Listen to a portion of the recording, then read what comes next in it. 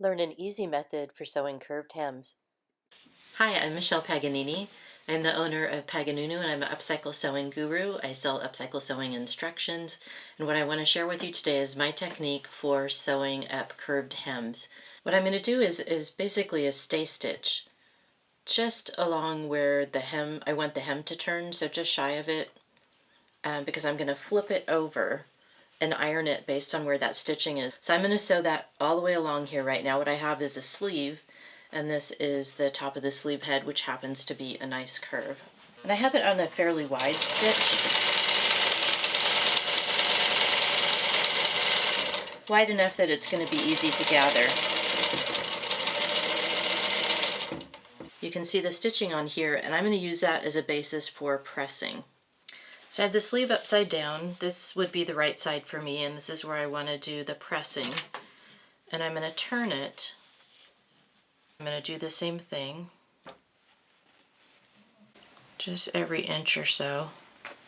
Oops, pulled out that part.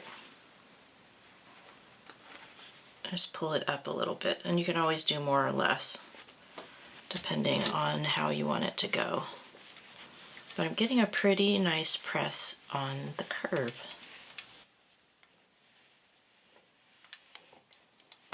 If you do have a curve like this, see how it wants to go up, and it's a curve that's going up. If you split it just a little bit open, it will lay flat. I wouldn't go all the way to the stitch line necessarily, but that helps it lay flat. So we've done step one, which was to do the stitching, and step two, which is to turn the hem over, gathering a little bit as we go to make it lay nicely. Now, here's where the rolled hem comes in, is just tucking it under. This is what I do. I tuck it under so that the edge is right butting up against the crease where it's turned up, pressing as I go.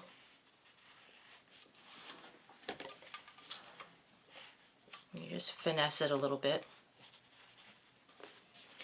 And if I wanted to make it super easy for myself, I could actually stop and do a second set of stitching on here and do the same technique to turn it under, but I'm going to try it without doing that stitching first and see how it goes. Turned out as I went to do this, I wasn't to the steepest part of the curve, and I really did have trouble right here. It started pleating itself on the back side. So I'm going to go ahead, I just did a little bit of double row stitching right there. I'm going to go ahead and just gather it up a bit rather than pulling it because it's such a short length, and see if that doesn't help me get it under. So it's fine up until there. This is definitely helping. So that part's done, and we are ready to go to the machine and do the top stitching. I'm not pinning because I can feel underneath there if it's set up correctly or not.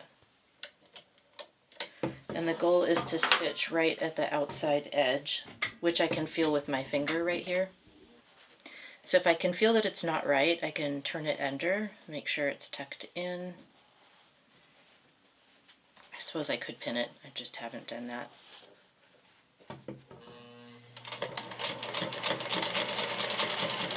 And I may end up regretting that. In fact, I'm regretting it right now that I don't have it pinned.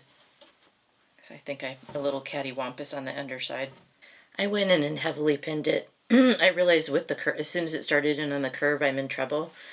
And it helps it lay flat, so I shouldn't get any doubling up in here, which is the whole point of the technique that I'm teaching you about. So let's try it with the pins.